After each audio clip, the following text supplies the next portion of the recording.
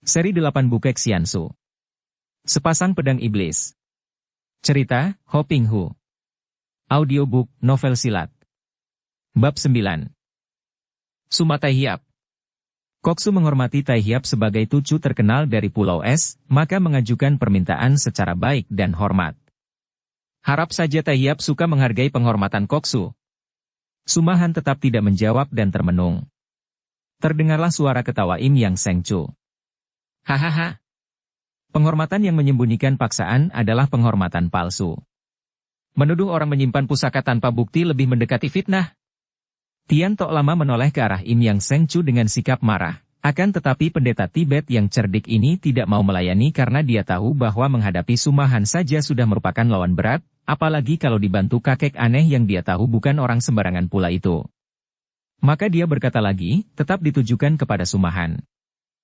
Koksu berpendapat bahwa karena Tai Hiap lah orangnya yang dahulu menguburkan jenazah Siang Mo Kiam Eng, sepasang pendekar pedang iblis, bersama sepasang pedang itu, maka kini tetap Tai Hiap pula yang membongkar kuburan dan mengambil sepasang pedang itu. Hendaknya diketahui bahwa yang berhak atas sepasang pedang iblis adalah Koksu Im Kan Seng Jin Bhong Jikun, karena pembuat pedang itu adalah nenek moyangnya dari India. Maka Pinceng percaya akan kebijaksanaan Suma Tai Hiap untuk mengembalikan pedang-pedang itu kepada yang berhak. Akan tetapi Sumahan mengangguk-angguk dan bicara seorang diri. Benar, tak salah lagi, tentu dia. Orang ini terlalu sombong. Tiba-tiba Betty Kong membentak dan meloncat maju. Berani engkau menghina utusan Koksu negara, orang muda buntung yang sombong. Setelah membentak demikian, Bei Chiang-kun sudah menerjang maju, mencengkeram ke arah pundak Sumahan dengan maksud menangkapnya dan memaksanya tunduk. Plak! Aug! Tubuh tinggi besar Bei Chiang-kun terlempar ke belakang dan terbanting ke atas tanah. Ia meloncat bangun dengan muka pucat dan tangan kirinya memijit-mijit tangan kanan yang tadi ia pakai mencengkeram pundak Sumahan. Pendekar super sakti itu masih berdiri tak bergerak, termenung seolah-olah tidak pernah terjadi sesuatu. Ketika Betty Kong mencengkeram tadi, pendekar siluman itu sama sekali tidak mengelak atau menangkis, akan tetapi begitu tangan Panglima Kerajaan mencengkeram pundak. Bei Chiang-kun merasa tangannya seperti ia masukkan ke dalam tungku perapian yang luar biasa panasnya dan ada daya tolak yang amat kuat sehingga ia terjengkang dan terpelanting. Melihat kawannya roboh, Tian Lok Lama dan Tai Li Lama terkejut dan marah, mengira bahwa pendekar berkaki buntung itu sengaja menyerang Betty Kong, maka dengan gerakan otomatis keduanya lalu menggerakkan tangan memukul dari jarak jauh. Angin yang dahsyat menyambar dari tangan mereka, menyerang Sumahan yang masih berdiri termenung, seolah-olah tidak tahu bahwa dia sedang diserang dengan pukulan maut jarak jauh yang amat kuat. Baju di tubuh Sumahan berkibar terlanda angin pukulan itu akan tetapi, tenaga pukulan dengan sinkang itu seperti menembus tubuh Sumahan lewat begitu saja dan kraak. Sebatang pohon yang berada di belakang Sumahan tumbang dilanda angin pukulan itu, akan tetapi tubuh pendekar siluman itu sendiri sedikit pun tidak bergoyang. Hal ini membuat Tian Tok Lama dan Tai Li Lama terheran-heran dan penasaran. Kalau lawan itu menggunakan tenaga sinkang melawan serangan mereka, bahkan andai kata mengalahkan sinkang mereka sendiri, hal itu tidaklah mengherankan. Akan tetapi pendekar siluman majikan Pulau Es itu sama sekali tidak melawan dan angin pukulan mereka hanya lewat saja seolah-olah tubuh itu terbuat daripada uap hampa. Rasa penasaran membuat keduanya menerjang maju dan menggunakan dorongan telapak tangan mereka menghantam dada Sumahan dari kanan kiri. Buk! Buk! Dua buah pukulan itu mengenai dada Sumahan, akan tetapi akibatnya kedua orang pendeta lama itu terjengkang dan terbanting seperti halnya Betty Kong tadi. Hahaha. Kiranya utusan-utusan Koksu kerajaan adalah pelawak-pelawak yang pandai membadut, pandai menari jungkir balik. Im Yang Seng Chu bersorak dan bertepuk tangan seperti orang kagum dan gembira menyaksikan aksi para pelawak di panggung. Dua orang pendeta lama itu meloncat bangun dan memandang Im Yang Seng Chu dengan mata mendelik. Keduanya tadi roboh karena biarpun Sumahan kelihatannya diam tidak bergerak, namun dengan kecepatan yang tak dapat diikuti mata, dua buah jari tangan kanan kiri pemuda berkaki buntung itu telah menyambut pukulan telapak tangan kedua lawan dengan totokan sehingga begitu telapak tangan berhasil memukul dada, tenaganya sudah buyar sehingga merekalah yang terpukul oleh hawa sinkang yang melindungi tubuh Sumahan. Tentu saja keduanya terkejut setengah mati. Mereka sudah mengenal Sumahan, sudah tahu akan kelihayan pendekar super sakti itu. Akan tetapi, yang mereka hadapi sekarang ini adalah pemuda buntung yang kepandaiannya beberapa kali lipat daripada dahulu, 5 tahun yang lalu. Hal ini mengejutkan hati mereka, juga mendatangkan rasa jerih. Kemudian mereka menimbulkan kemarahan, yang timbul karena malu kepada Im Yang Seng Chu yang mengejek mereka. Im Yang Seng Chu, engkau sungguh seorang yang tak tahu diri. Di Muara Huang Hokoksu telah mengampuni nyawamu, sekarang engkau berani menghina kami. Coba kau terima pukulan pinceng. Tian Tok Lama menerjang Im Yang Seng Chu yang cepat meloncat ke samping karena datangnya serangan itu amat hebat. Pukulan yang dilancarkan Tian Tok Lama adalah pukulan Hek In Hui Hong Chiang. Ketika memukul tubuhnya agak merendah, perutnya yang gendut makin menggembung dan dari dalam perutnya terdengar suara seperti seekor ayam biang bertelur, berkokokan dan tangan kanannya berubah biru. Pukulannya bukan hanya mendatangkan angin dahsyat, akan tetapi juga membawa uap hitam. Melihat betapa serangan Tian Tok Lama dapat dielakkan oleh Im Yang Seng Chu, Tai Li Lama yang juga marah sekali terhadap kakek bertelanjang kaki itu sudah menyambut dari kiri dengan pukulan Sin Kun Hoat Lek yang tidak kalah ampuh dan dahsyatnya dibanding dengan Hek In Hui Hong Chiang. Haya! Biarpun diancam bahaya maut, Im Yang Seng Chu masih dapat mengejek sambil melompat tinggi ke atas kemudian ia berjungkir balik. Kedua pelawak ini selain lucu juga gagah sekali. Tentu saja Tian Tok Lama dan Tai Li Lama menjadi makin marah. Api kemarahan di dalam hati mereka seperti dikipas, makin berkobar dan dengan nafsu mereka kembali menyerang. Im Yang Seng Chu tentu saja repot bukan main. Ia memutar tongkatnya melindungi tubuh. Melawan seorang di antara kedua orang lama ini saja tidak akan menang apalagi dikeroyok dua. Plak! Krek! Ujung tongkat di tangan Im Yang Seng Chu patah dan ia terhuyung ke belakang. Tai Li Lama mengejarnya dengan pukulan maut. Tiba-tiba tampak bayangan putih berkelebat, meluncur turun dari atas dan Tai Li Lama yang sedang menyerang Im Yang Seng Chu terkejut sekali ketika ada angin dahsyat menyambar dari atas ke arah kepalanya. Cepat ia mengelak dan mengibaskan tangan. Bres! Dua helai bulu burung Garuda putih membedol ketika cengkeraman burung itu dapat ditangkis Tai Li Lama. Pendeta Tibet ini menjadi marah dan terjadilah pertandingan hebat antara burung Garuda dengan pendeta ini, sedangkan Tian Tok Lama kembali sudah menerjang dan mendesak Im Yang Seng Chu dengan pukulan Hek In Hui Hong Chiang yang merupakan cengkeraman maut. Im Yang Seng Chu adalah seorang bekas tokoh Hoa Sanpai yang sudah mempelajari banyak macam ilmu silat tinggi sehingga jarang ada orang yang mampu menandinginya. Hampir segala macam ilmu-ilmu silat tinggi dikenalnya dan inilah yang membuat kakek itu lihai sekali, bahkan pada waktu itu, tingkat ilmu kepandaiannya malah telah melampaui tingkat ketua Hoa Sanpai sendiri. Akan tetapi sekali ini menghadapi Tian Tok Lama, dia benar-benar bertemu tanding yang amat kuat. Pendeta lama itu adalah seorang tokoh Tibet yang memiliki kepandaian tinggi ditambah tenaga mujizat dari ilmu Hoatsut, sihir, yang banyak dipelajari oleh tokoh-tokoh Tibet. Biarpun Hoatsut yang dikuasai Tian Tok Lama tidaklah sekuat ilmu Hoatsut Tai Li Lama, namun ilmu ini memperkuat sinkangnya dan menambah kewibawaannya menghadapi lawan. Dalam hal tenaga sinkang, Im Yang Seng Chu kalah setingkat oleh lawannya. Memang tubuh gendut Tian Tok Lama mengurangi kegesitannya dan Im Yang Seng Chu lebih gesit dan ringan, namun sekali ini Im Yang Seng Chu bertemu dengan lawan yang menggunakan ilmu silat aneh dan asing, sama sekali tidak dikenalnya. Setelah saling serang puluhan jurus lamanya, akhirnya Im Yang Seng Chu terdesak dan hanya mundur sambil mempertahankan diri saja, tidak mampu balas menyerang. Hanya ada sebuah keuntungan yang membuat dia tidak dapat cepat dirobohkan, yaitu bahwa dia bersikap tenang dan gembira, selalu mengejek, berbeda dengan sikap Tian Tok Lama yang dipengaruhi kemarahan dan penasaran. Seperti juga Im Yang Seng Chu, Garuda Putih yang menyambar dan menyerang Tai Li Lama mau tidak mau harus mengakui kelihayan pendeta Tibet kurus itu.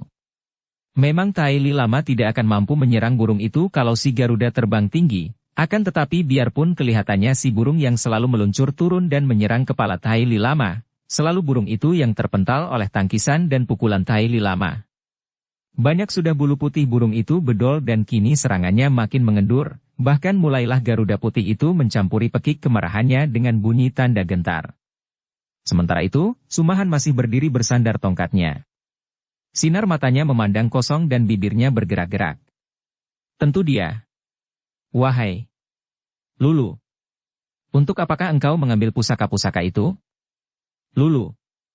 Satu-satunya sinar bahagia yang menembus semua awan hitam di hatiku hanya melihat engkau hidup bahagia di samping suami dan anakmu. Akan tetapi, engkau menghancurkan kebahagiaanmu sendiri. Sekaligus memadamkan sinar bahagia di hatiku. Mengapa? Mengapa? Biarpun wajah yang tampan itu masih tidak membayangkan perasaan apa-apa, namun bulu matanya basah dan jari-jari tangan yang memegang kepala tongkatnya gemetar, jantungnya seperti diremas-remas, perasaan hatinya menangis dan mengeluh. Betty Kong, Panglima Manchu tinggi besar yang tadi terpelanting roboh sendiri ketika menyerang Sumahan, sejak tadi memandang pendekar kaki buntung super sakti itu. Dengan hati khawatir Panglima ini menyaksikan kedua orang temannya yang bertanding melawan Im Yang Seng Chu dan burung Garuda Putih. Biarpun kedua orang temannya selalu mendesak, akan tetapi Betty Kong mengerti bahwa kalau si kaki buntung itu maju, tentu kedua orang pendeta Tibet itu akan kalah. Dia adalah seorang panglima, sudah biasa mengatur siasat-siasat perang, siasat untuk mencari kemenangan dalam pertempuran. Melihat keadaan pihaknya ini, tentu saja Betty Kong tidak menghendaki pihaknya kalah dan terancam bahaya ikutnya pendekar siluman itu dalam pertempuran. Melihat Sumahan termenung seperti orang mimpi, ia menghampiri perlahan-lahan dan mencabut senjatanya yang mengerikan, yaitu sebatang tombak gagang pendek yang bercabang 3, runcing dan kuat. Betty Kong bukanlah seorang yang berwatak curang atau pengecut, dan apa yang hendak dilakukan ini semata-mata dianggap sebagai siasat untuk kemenangan pihaknya. Biasanya dalam pertempuran perang, tidak ada istilah curang atau pengecut, yang ada hanyalah mengadu siasat demi mencapai kemenangan. Sekarang pun, ketika ia berindap-indap menghampiri Sumahan dari belakang dengan senjata di tangan, satu-satunya yang memenuhi hatinya hanyalah ingin melihat pihaknya menang. Setelah tiba di belakang Sumahan, Betty Kong mengangkat senjatanya dan menyerang. Panglima tinggi besar ini memiliki tenaga yang amat kuat, senjatanya juga berat dan kuat sekali, maka serangan yang dilakukannya itu menusukkan tombak runcing ke punggung Sumahan, merupakan serangan maut yang mengerikan dan agaknya tidak mungkin dapat dihindarkan lagi. Wir. Senjata tombak cabang 3 yang runcing itu meluncur ke arah punggung Sumahan. Akan tetapi, pada waktu itu, ilmu kesaktian yang dimiliki pendekar super sakti atau pendekar siluman, Tucu dari Pulau Es ini, sudah mendarah daging, sehingga boleh dibilang setiap bagian kulit tubuhnya memiliki kepekaan yang tidak lumrah. Perasaan di bawah sadarnya seolah-olah telah bangkit bekerja setiap detik sehingga jangankan baru sedang melamun, bahkan biarpun dia sedang tidur nyenyak sekalipun, perasaan ini bekerja melindungi seluruh tubuhnya dari bahaya yang mengancam dari luar. Pada saat itu, pikirannya sedang melayang-layang, seluruh panca inderanya sedang ikut melayang-layang pula bersama pikirannya sehingga dia seperti tidak tahu sama sekali akan segala yang terjadi di sekelilingnya, tidak tahu betapa Garuda tunggangannya dan Im Yang Seng Chu didesak hebat oleh Tian Tok Lama dan Tai Li Lama. Akan tetapi, ketika ada senjata menyambar punggung mengancam keselamatannya, perasaan di bawah sadar itu mengguncang kesadarannya dengan kecepatan melebihi cahaya. Cut! Betty Kong berseru kaget dan bulu tengkuknya berdiri karena tiba-tiba orang yang diserangnya itu lenyap.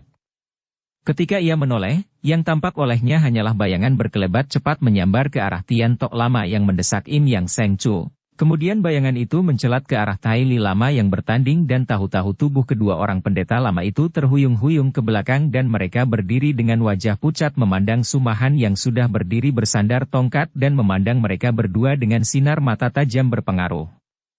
Keduanya telah kena didorong oleh hawa yang dinginnya sampai menusuk tulang dan biarpun kedua orang pendeta ini sudah mengerahkan sinkang, tetap saja mereka itu menggigil dan wajah mereka yang pucat menjadi agak biru, gigi mereka saling beradu mengeluarkan bunyi. Setelah mengerahkan sinkang beberapa lamanya, barulah mereka itu dapat mengusir rasa dingin dan tahulah mereka bahwa kalau si pendekar super sakti menghendaki, serangan tadi tentu akan membuat nyawa mereka melayang. Katakan kepada koksu kerajaan Im Kan Seng Jin Hong Jikun bahwa Tucu Pulau Es tidak tahu menahu tentang sepasang pedang iblis. Nah, pergilah dan jangan mengganggu orang-orang yang tidak bersalah. Tian Tok Lama menghela napas panjang. Pemuda buntung itu hebat luar biasa dan ucapan seorang yang sakti seperti itu tentu saja tidak membohong. Ia menjura dan berkata, "Baiklah dan harap Tucu sudi memaafkan kelancangan kami." Ia memberi isyarat kepada Tai Li Lama dan Betty Kong, kemudian mereka bertiga meninggalkan tempat itu. Keadaan menjadi sunyi. Garuda putih kini hinggap di atas cabang pohon, menyisiri bulu-bulunya dengan paruh sambil kadang-kadang memandang ke arah majikannya. Im Yang Sengcu yang masih mengatur pernapasannya yang agak terengah karena tadi ia terlampau banyak mempergunakan tenaga untuk melindungi dirinya dari desakan hebat Tian Tok Lama, kini melangkah maju mendekati Sumahan memandang penuh perhatian ke arah wajah yang sudah menunduk kembali itu lalu berkata, "Sumahan, mari kita lanjutkan urusan di antara kita. Sudah kuceritakan semua tentang sebabnya mengapa hari ini aku harus membunuhmu atau terbunuh olehmu. Karena engkau, kedua orang muridku tewas dan orang-orang yang kucinta di dunia ini habis. Jangan berkepalang tanggung, hayo kau tewaskan aku pula atau engkaulah yang akan mati di tanganku." Tanpa mengangkat mukanya yang tunduk, Sumahan membuka pelupuk matanya yang menunduk. Sinar matanya bagaikan kilat menyambar wajah kakek itu, membuat hati Im Yang Sengcu tergetar. Diam-diam kakek ini kagum bukan main. Manusia berkaki satu yang berdiri di depannya adalah seorang manusia yang amat luar biasa. Benarkah Lo Cianwei begitu bodoh ataukah hanya pura-pura bodoh? Ada kemenangan dalam diri manusia yang melebihi segala makhluk, yaitu perbuatan dengan pamrih demi kebahagiaan orang lain. Bahkan rela berkorban demi kebahagiaan orang lain. Sudah tentu saja akibatnya bermacam-macam sesuai dengan kehendak Tuhan, namun menilai perbuatan bukanlah dilihat akibatnya, melainkan ditinjau pamrihnya. Im Yang Sengcu tersenyum dan menyembunyikan kegembiraannya di balik kata-kata mengejek. "Sumahan, semua perbuatan memang berakibat dan hanya seorang gagah sajalah yang berani mempertanggungjawabkan setiap perbuatannya. Kepandaianmu amat tinggi dan aku sudah kehilangan tongkatku, namun jangan mengira bahwa aku akan gentar melawanmu. Jangan bersembunyi di balik kata-kata yang muluk-muluk. Mari kita selesaikan." Sumahan menghela napas panjang. "Kalau sekeras itu kehendak Lo Cianwei, demi penyesalan hatiku telah mengakibatkan kesengsaraan orang-orang yang kucinta, silakan Lo Cianwei."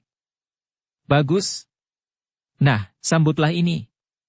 Dengan wajah yang tiba-tiba berubah girang bukan main, Im Yang Sengcu meloncat maju, tangan kanannya dengan pengerahan sinkang sekuatnya menghantam dada Sumahan. Des! Tubuh Sumahan terlempar sampai 5 meter, tongkat yang dipegangnya terlepas dan ia roboh terguling, mulutnya muntahkan darah segar. Seketika wajah Im Yang Sengcu menjadi pucat sekali. Kegirangan lenyap dari wajahnya dan ia meloncat mendekati. "Celaka! Keparat engkau, Sumahan! Engkau telah menipuku. Ah! Engkau akan membuat aku mati menjadi setan penasaran. Selamanya aku belum pernah memukul orang yang tidak melawan. Kenapa engkau tidak melawan? Celaka! Ai! Celaka!" Tiba-tiba terdengar pekik keras dan bayangan putih menyambar dari atas. Garuda putih telah menyambar dan cakarnya mencengkeram pundak Im Yang Sengcu, tubuh kakek itu dibawa ke atas lalu dibanting lagi ke bawah. Bruk! Im Yang Sengcu tertawa, pundaknya luka berdarah. "Bagus. Bagus sekali, Garuda Sakti. Hayo lekas serang lagi. Hayo bunuh aku. Hahaha. Majikanmu yang gila tidak mau membunuhku, mati di tanganmu cukup terhormat. Marilah." Ia menantang-nantang sambil tertawa dan bangkit berdiri terhuyung-huyung. Garuda putih menyambar lagi ke bawah dengan penuh kemarahan. "Pek Eng, berhenti!" Tiba-tiba Sumahan membentak, suaranya mengandung getaran dahsyat dan burung itu tidak jadi menyerang Im Yang Sengcu, melainkan hinggap di atas tanah dekat Sumahan dan mendekam, mengeluarkan suara mencicit sedih dan takut. Im Yang Sengcu membanting-banting kakinya ke atas tanah. "Sumahan, engkau benar-benar kejam. Engkau berkali-kali mengecewakan hatiku. Engkau menerima pukulanku tanpa melawan, membuat aku menjadi seorang manusia yang rendah dan hina. Dan sekarang engkau melarang burungmu menyerangku. Hi, pendekar super sakti. Apakah setelah engkau berjuluk pendekar siluman hatimu pun menjadi kejam seperti hati siluman? Apakah engkau akan puas menyaksikan aku hidup merana menanti datangnya maut menjemput nyawaku yang sudah tidak betah tinggal di tubuh sialan ini?" "Lo Cianwei." Sumahan berkata lirih sambil mengusap darah dari bibirnya dengan ujung lengan baju. "Lo Cianwei datang dengan niat membunuhku. Pukulanmu tadi cukup keras akan tetapi belum cukup untuk melukai aku, apalagi membunuh. Kalau masih belum puas, mari, pukul lagi, Lo Cianwei." "Engkau tidak melawan?" Sumahan menggeleng kepala. "Bagaimana harus melawan? Lo Cianpui hendak membunuhku karena kesalahanku terhadap Lulu dan Sin Kiat, dan biarpun tidak kusengaja, memang aku telah bersalah terhadap mereka. Kalau Lo Cianwei mau membunuhku, lakukanlah. Im Yang Sengcu membanting-banting kakinya lagi. Kau. Dan kakek ini mengusap-usap kedua matanya karena kedua mata itu menitikkan air mata. Lo Cianwei, ketika Garuda menyerangmu, Lo Cianpui tidak melawan pula, menyambut maut dengan tertawa-tawa. Lo Cianpui rela mati karena merasa bersalah memukul orang yang tidak melawan. Lo Cianpui rela mati demi membalas kesengsaraan orang-orang yang Lo Cianpui cinta. Kalau semulia itu hatimu, apakah aku yang muda tidak boleh menirunya? Kau siluman. Lo Cianpui, aku mengerti bahwa sesungguhnya Lo Cianpui tidak ingin membunuhku, melainkan mengharapkan kematian di tanganku. Tak mungkin aku melakukan hal itu, Lo Cianpui. Sekarang, hanya ada dua pilihan bagi Lo Cianpui. Membunuhku tanpa kulawan, atau kita sudahi saja urusan ini, biarlah kita berdua melanjutkan hidup dengan kesengsaraan batin menjadi derita. Bukankah hidup ini menderita? Bukankah penderitaan batin merupakan pengalaman hidup yang paling berharga? Bagaimana, Lo Cianpui? Kalau belum puas memukulku, silakan ulangi kembali. Sumahan terpincang-pincang maju mendekati sambil memasang dadanya, Im Yang Sengcu mundur-mundur seperti ngeri didekati sesuatu yang akan dapat membuat ia menyesal selamanya. Tidak. Jangan dekati aku. Kemudian ia menutup mukanya dengan kedua tangan. Kalau begitu, selamat tinggal, Lo Cianpui. Lo Cianpui agaknya lebih suka menghukum batinku, karena sesungguhnya kalau Lo Cianpui membunuhku, berarti membebaskan aku daripada penyesalan dan kesengsaraan batin. Selamat tinggal. Sumahan mengambil tongkatnya, meloncat ke atas punggung Garuda dan terdengarlah kelepak sayap dibarengi angin bertiup dan majikan Pulau Es itu sudah membubung tinggi di bawah terbang Garuda putih. Im Yang Sengcu menurunkan kedua tangannya. Mukanya pucat, alisnya berkerut dan sampai lama ia memutar pikirannya. Tiba-tiba ia tertawa. Hahaha. Untuk kesekian kalinya aku kalah. Bagaimana bocah setan itu tahu bahwa aku akan merasa girang mati di tangannya? Celaka memang nasibku. Keinginan terakhir mati di tangan pendekar super sakti gagal, bahkan aku yang hampir saja membunuhnya sehingga penderitaanku akan bertambah makin berat. Buka main. Dia itu seorang manusia yang luar biasa. Kalau saja Tuhan dapat mengabulkan setiap permintaan manusia, biarlah sekali ini si manusia Im Yang Sengcu mohon agar Tuhan sudi mengobati penderitaan batin Sumahan dan melimpahkan kebahagiaan kepadanya. Dia manusia sejati, manusia berbudi luhur. Pendekar di antara segala pendekar. Hahaha. Kalau dia pendekar di antara segala pendekar, engkau adalah pengecut di antara segala pengecut hina, Im Yang Sengcu. Im Yang Sengcu terkejut, menoleh dan memandang terbelalak kepada seorang laki-laki muda yang berdiri di depannya. Laki-laki ini usianya masih muda, belum lebih 30 tahun, wajahnya tampan dan gerak-geriknya halus, pakaiannya menunjukkan bahwa dia adalah seorang terpelajar, pakaian pelajar yang bersih dan rapi. Akan tetapi yang mengejutkan hati Im Yang Sengcu adalah sepasang mata di wajah tampan itu. Mata itu mempunyai sinar yang mengerikan, seperti mata orang gila, namun juga mempunyai wibawa yang tajam berpengaruh dan aneh.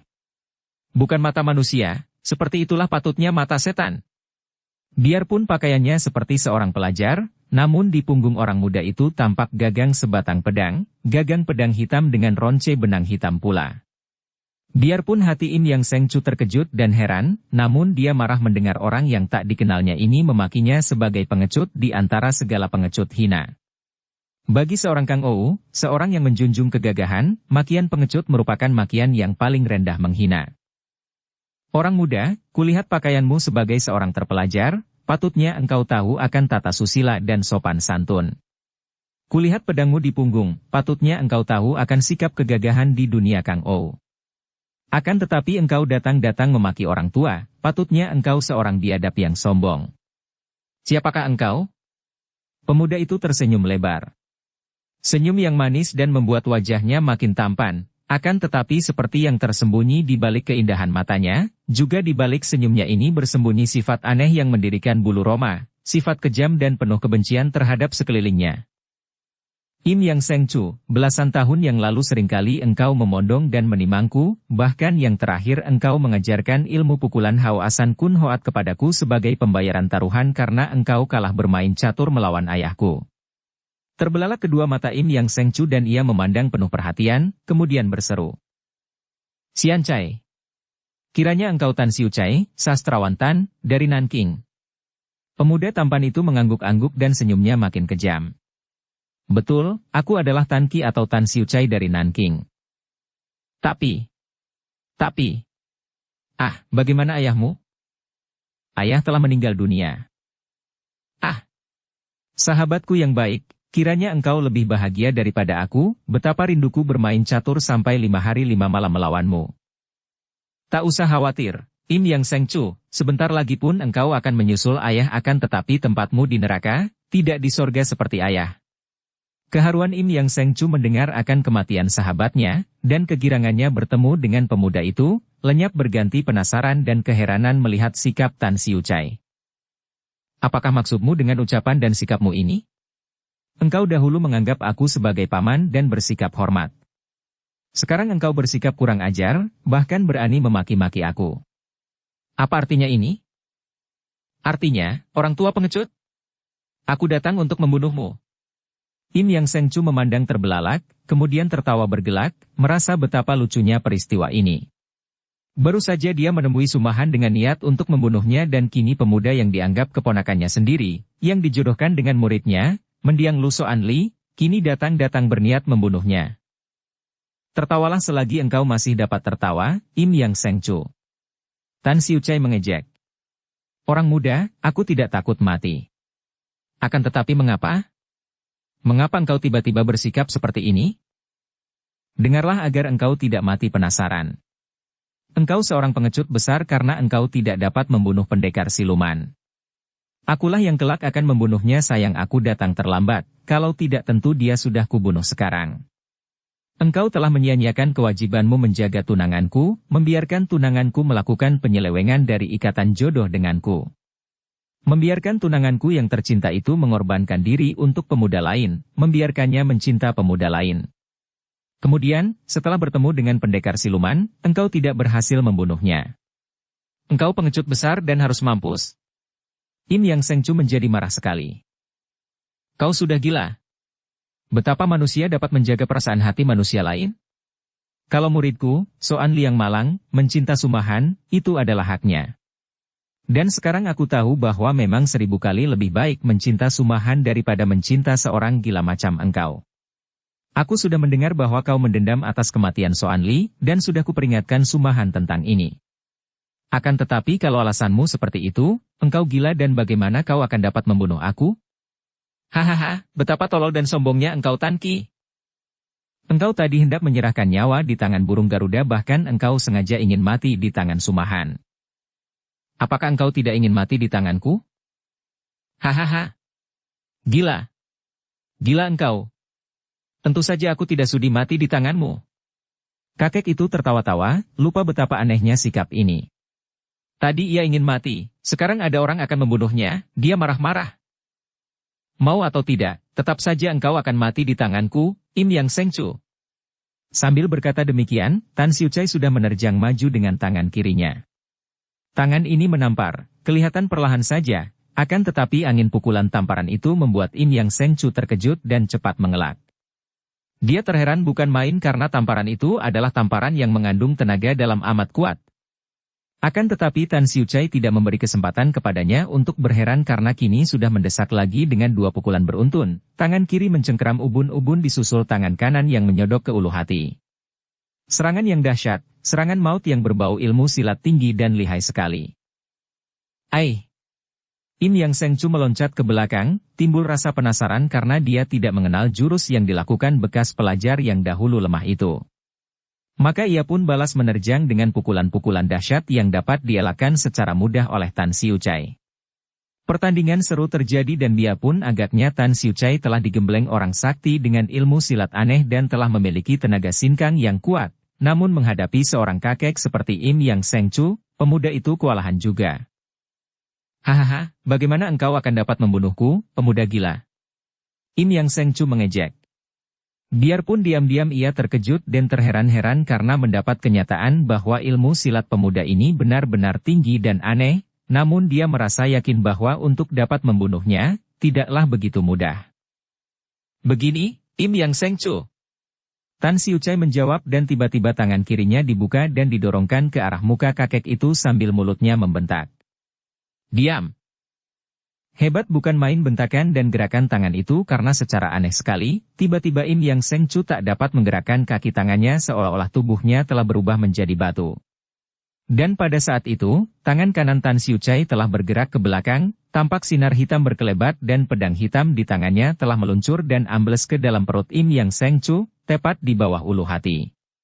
Ketika pemuda itu mencabut pedangnya, darah menyembur keluar dari perut dan karena ketika mencabut pedangnya digerakkan ke bawah, perut itu robek dan isi perutnya keluar. Barulah Im Yang Sengcu dapat bergerak, kedua tangannya otomatis bergerak ke depan, yang kiri mendekap luka, yang kanan memukul ke depan. Angin pukulan kuat membuat pemuda itu terhuyung ke belakang. Baju depannya merah terkena percikan darah yang menyembur dari perut kakek itu. Im Yang Sengcu terhuyung-huyung, matanya terbelalak, mulutnya berkata, "Celaka.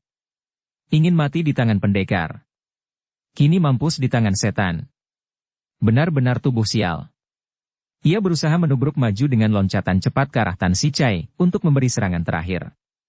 Akan tetapi Tan Siucai mengelak dan tubuh kakek itu terjerembab ke atas tanah tanpa nyawa lagi. "Hehehe."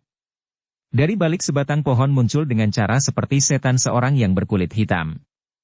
Orang ini bertubuh tinggi sekali, tinggi dan kurus. Kulitnya hitam mengkilap, kedua kakinya telanjang. Usianya sukar ditaksir, akan tetapi tentu tidak kurang dari 60 tahun. Dahinya lebar, hidungnya panjang melengkung, sepasang matanya lebar dan bersinar-sinar aneh, mulutnya hampir tak tampak tertutup jenggot dan kumis yang putih. Kedua telinganya memakai anting-anting perak berbentuk cincin. Rambutnya yang sudah lebih banyak putihnya itu tertutup sorban berwarna kuning. Tubuhnya hanya dibalut kain kuning pula yang menutup tubuh seperti cawat dan setengah dada. "Cukup baik gerak tangan kirimu dan bentakanmu cukup berhasil. Sayang gerakan pedangmu tidak tepat. Lihat, pakaianmu terkena darah. Sungguh memalukan aku yang menjadi gurumu, hehe." Kata orang itu yang dapat diduga tentu datang dari barat karena bentuk muka, warna kulit, dan gaya bicaranya. "Mohon petunjuk guru," kata Tan Siucai, alisnya berkerut tanda tidak senang hati dicela gurunya. "Membunuh lawan terkena percikan darahnya, amatlah tidak baik dan engkau tadi membuka kesempatan lawan untuk menyerang sehingga kau terhuyung. Untung kepandaian orang ini tidak amat hebat. Kalau lebih hebat, apakah kau tidak akan celaka karena pukulan terakhir orang yang sudah menghadapi maut? Serahkan pedangmu, dan lihat baik-baik." Tan Siucai menyerahkan pedangnya. Pedang hitam itu oleh kakek ini lalu diselipkan di bawah kain yang membelit pundaknya. Kemudian ia menghampiri mayat Im Yang Sengcu, dipandangnya sejenak kemudian tiba-tiba tangan kirinya dengan telapak menghadap ke arah mayat digerakkan, mulutnya mengeluarkan pekik aneh dan mayat itu tiba-tiba berdiri di depannya. Darah masih mengucur dari perut mayat Im Yang Sengcu yang terbuka dan ususnya terurai keluar. "Diam!" Kakek itu membentak seperti yang dilakukan oleh muridnya tadi, tampak sinar hitam berkelebat menjadi gulungan sinar yang mengitari tubuh mayat itu. Kakek itu sudah meloncat ke belakang mayat dan tubuh Im Yang Sengcu yang sudah tak bernyawa lagi itu kini roboh menjadi 6 potong. Kedua lengan dan kedua kakinya terpisah, dan lehernya juga telah terbabat putus. Nah, dengan begini, engkau tidak memberi kesempatan lawan untuk mengirim serangan. Mula-mula kedua lengan lalu kaki dan leher yang harus kau babat putus, bukan menusuk perut seperti tadi. Dan jangan lupa untuk bergerak meloncat ke belakang, berlawanan dengan menyemburnya darah dari tubuhnya. Ah, sampai lupa. Hayo cepat, kita tampung racun kuning. Mendengar ini, Tan Siucai lalu menggunakan kakinya, mengungkit bagian-bagian tubuh mayat itu sehingga terlempar ke atas cabang pohon, ditumpuk di situ. Kemudian kakek berkulit hitam itu menuangkan cairan obat dari sebuah botol ke atas tumpukan potongan tubuh mayat yang segera mencair. Mula-mula seperti terbakar mendidih, kemudian dari tumpukan daging dan tulang itu menetes-netes cairan kuning yang segera ditampung oleh Tan Siucai ke dalam sebuah botol melengkung berwarna merah. Hebat sekali obat itu. Dalam waktu beberapa menit saja semua daging, Tulang dan pakaian bekas tubuh Im Yang Seng Chu mencair dan hanya menjadi seperempat botol cairan kuning yang kental. Setelah tubuh itu habis sama sekali dan menutup botol dengan sumbat dan menyimpannya, guru dan murid yang aneh itu pergi dari situ. Tan Xiucai atau Tan Qi ini adalah bekas tunangan Haoasan Qiam Li, pendekar pedang wanita dari Haoasan, Lu Soan Li murid Im Yang Seng Chu. Dia tinggal di Nanking. Setelah dia mendengar akan kematian tunangannya yang dicinta dan dibanggakan, pemuda yang sudah tidak berayah ibu ini lalu pergi merantau.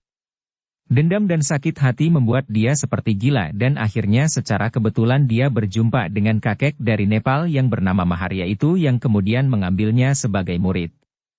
Kakek Maharya, seorang sakti dari Nepal, tidak hanya tertarik kepada Tan Xiucai karena melihat bakat pada diri pemuda itu, juga tertarik mendengar kisah pemuda itu yang menaruh dendam kepada pendekar siluman. Di samping ini, sebagai seorang asing yang baru datang ke Tionggoan, dia membutuhkan seorang pembantu dan pengajar bahasa. Sebagai seorang sastrawan, tentu saja pemuda itu merupakan seorang guru bahasa yang baik.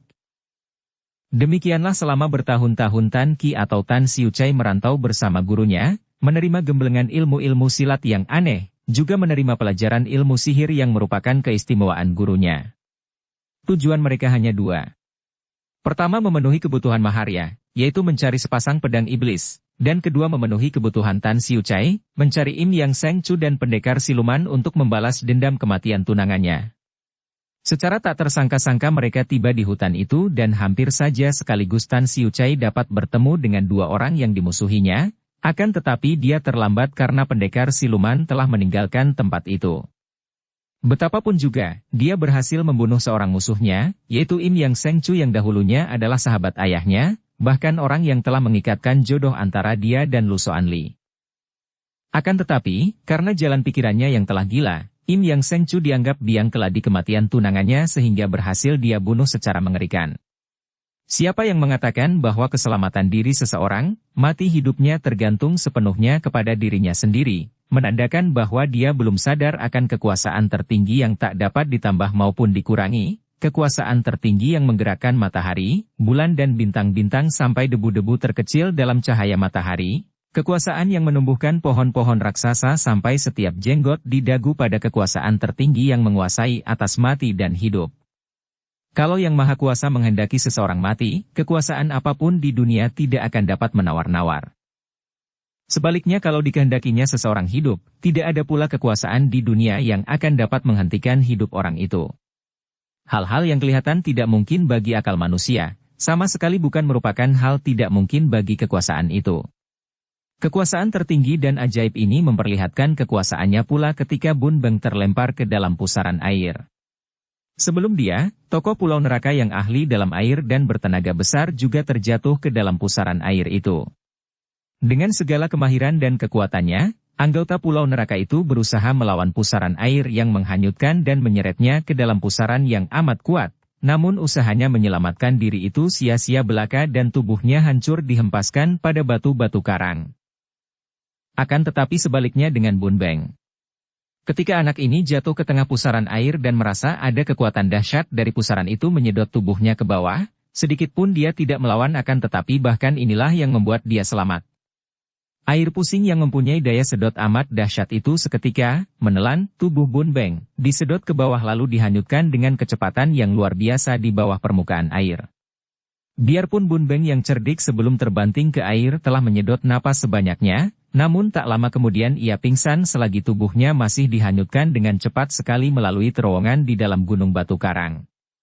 Ketika anak itu siuman kembali, ia telah menggeletak di antara batu-batu besar yang halus permukaannya, sebagian tubuhnya yang bawah terbenam air di antara batu dan untung bahwa dia terhempas ke tempat itu dengan muka di atas air. Ia membuka mata, tubuhnya terasa nyeri semua dan dinginnya luar biasa sehingga ia menggigil. Sudah matikah aku, pikirnya ngeri. Ia bangkit duduk, memandang ke sekeliling. Tidak, dia belum mati dan berada di lambung sebuah gunung yang tertutup kabut tebal. Dia duduk dan memandang terheran-heran. Bagaimana ia dapat sampai di lambung gunung? Kekuasaan alam memang penuh mujizat. Kiranya ada terowongan yang menghubungkan tempat itu dengan pusaran air di mana ia terjatuh, sebuah terowongan di dalam tubuh gunung. Pusaran air itu tercipta oleh permainan angin yang memasuki terowongan, menimbulkan daya berpusing yang amat kuat sehingga menyedot air dan menciptakan air berpusing yang amat menakutkan. Nguik nguik nguik. Huk. Huk. Huk. Bun Beng terkejut dan menoleh ke kanan kiri. Di tempat seperti ini, bagaimana bisa terdengar suara anjing? Biasanya anjing hanya berkeliaran di tempat datar, bukan di pegunungan di batu-batu karang seperti ini, dekat air sungai. Akan tetapi hatinya juga girang karena biasanya anjing-anjing itu dipelihara orang yang dapat ia mintai tolong. Huk huk huk. Grah. Nguik nguik. Bun Beng menoleh ke kanan dan seketika ia terloncat bangun. Dari atas batu besar turun beberapa ekor binatang aneh yang kepalanya seperti kera. Kiranya yang menyalak-nyalak dan menggereng-gereng itu adalah binatang yang aneh ini, setengah kera setengah anjing, kera babon. Ketika melihat binatang aneh itu merayap turun dengan gerak-gerik seperti manusia, moncong anjing mereka mengeluarkan suara anjing dan kera campur aduk, melihat pinggul mereka berlenggang-lenggok, pinggul yang tidak berekor akan tetapi ada dagingnya menonjol merah, mau tidak mau Bun Beng tertawa geli. Lucu memang tampaknya binatang-binatang itu. Akan tetapi kegelian hatinya segera berubah menjadi kemarahan ketika binatang-binatang itu mengelilinginya kemudian meraba-raba dan merenggutkan pakaiannya yang basah sambil mengeluarkan bunyi, enggak ngik-nguk, tidak karuan. Bun Beng melepaskan tangan seekor kera yang menjambak-jambak rambutnya. Kera itu mengeluarkan teriakan marah dan Bun Beng dikeroyok. Lengan-lengan yang panjang berbulu lebat itu mengeroyoknya, merenggut pakaian dan menjambak rambut. Bun Beng jatuh terduduk, seekor kera hendak menggigitnya dari depan. Ia mengayun tangan menampar. Pelak! Nguuk nguik! Kera itu terpelanting dan memekik marah sekali, sedangkan kera-kera lain sudah menubruk Bun Beng dari belakang. Terdengar bunyi kain robek dan setelah meronta-ronta dan membagi-bagi pukulan ke kanan kiri, akhirnya Bun Beng berdiri dalam keadaan telanjang bulat. Pakaiannya robek-robek tidak karuan diperebutkan oleh sekumpulan kera itu. Marahlah Bun Beng dan ia lalu mengamuk, kaki tangannya bergerak dan beberapa ekor kera terpelanting terkena tendangan dan pukulannya. Akan tetapi tubuh binatang-binatang ini kuat sekali dan mereka kini juga marah, meloncat bangun dan mengeroyok Bun Beng. Tiba-tiba terdengar pekik dahsyat dan kera-kera babon itu seketika menghentikan pengeroyokan dan mundur. Bun Beng menengok dan seekor kera yang lebih besar daripada sekumpulan kera yang mengeroyok dan menelanjanginya. Kera itu dengan kedua lengan panjangnya, melangkah maju menghampirinya, moncongnya mengeluarkan suara menggereng dan mendesis, matanya yang kecil memandangnya penuh amarah. Gerak-geriknya seperti orang menantang. Kera-kera lain melonjak-lonjak dan bertepuk tangan, seperti sekumpulan anak-anak yang menjagoy kera besar ini. Tahulah Bun Beng bahwa dia ditantang oleh kera besar, maka dia pun lalu memasang kuda-kuda dan membentak. Kera anjing keparat! Majulah! Siapa takut padamu? Kera besar itu agaknya juga tahu bahwa Bun Beng marah kepadanya, karena ia segera meringis dan mengeluarkan bunyi marah. Ngu! Ker! Monyet buruk! Majulah! Siapa takut padamu? Bun Beng menantang dan dia telah melompat ke kiri, mencari tempat yang lebih rata karena dia maklum bahwa binatang kera amat lincah dan kalau harus bertanding di tempat berbatu sambil berloncatan, mana dia mampu menang. Kera itu menggereng lagi dan meloncat, sekaligus ia menyerang Bun Beng dengan ganas, menubruk sambil mencengkeram dan moncongnya dibuka lebar siap menggigit.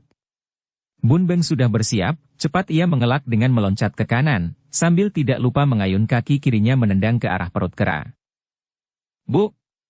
Tendangan Bun Beng adalah tendangan seorang anak laki-laki yang sejak kecil terlatih, maka tidak dapat disebut lemah. Namun ketika kakinya mengenai perut binatang itu, kakinya yang menendang terpental seperti menendang bola karet. Monyet lutung! Kau kuat sekali! Ia berseru marah dan kera itu seolah-olah tertawa, terkekeh sedangkan kera-kera lain tetap bertepuk tangan dan berjingkrak tidak teratur. Kera besar itu kembali sudah menubruk, bahkan kedua lengannya yang panjang tidak hanya membuat gerakan mencengkeram ngawur seperti lazimnya dilakukan oleh binatang kera yang tidak tahu akan seni bersilat, melainkan kedua tangan berjari panjang penuh bulu itu melakukan pukulan dengan telapak tangan terbuka. Wut! Wut! Kedua tangan itu menyambar berturut-turut dan hanya dengan kegesitannya mengelak saja Bun Beng dapat menghindarkan diri dari tamparan yang amat kuat itu. Dia mulai marah dan agaknya Bun Beng tidak akan patut mengaku sebagai murid mendiang Xiao Lam Huisio kalau dia harus mengakui keunggulan seekor binatang kera. Akan percuma sajalah gemblengan yang dilakukan kakek Xiao Limpai itu kepadanya beberapa tahun. Di samping latihan ilmu silat dan menghimpun tenaga serta rahasia penggunaan tenaga, juga Bun Beng menerima petunjuk-petunjuk yang mempertajam otaknya sehingga dalam menghadapi bahaya dan lawan tangguh dia dapat mempergunakan siasat. Bersambung ke bab 10. Dukung kami dengan subscribe, follow, like, komen dan share. Terima kasih.